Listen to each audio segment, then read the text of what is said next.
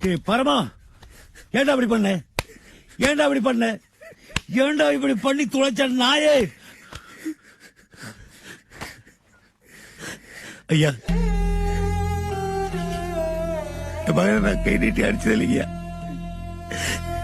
இன்னைக்கு கூட நான் அவனை அடிச்சதே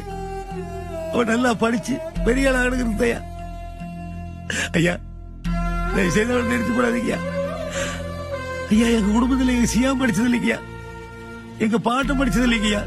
எங்க தகப்பு படிச்சது இல்லைங்கய்யா நான் படிச்சது இல்லைங்கய்யா எங்க அண்ணன் தம்பி படிச்சது இல்லைங்கய்யா இவன் மூலமா தான் படிப்பு வாசனையே என் வீட்டு வாசப்படி தாண்டி வீட்டுக்குள்ள வருது ஐயா தயவு செய்து நிறுத்தி போடாதீங்கய்யா பரமா படிடா ஒழுங்கா படிடா நீ படிச்சு பெரிய ஆளாகணும்டா பெரிய உத்தியோகத்துக்கு போகணும்டா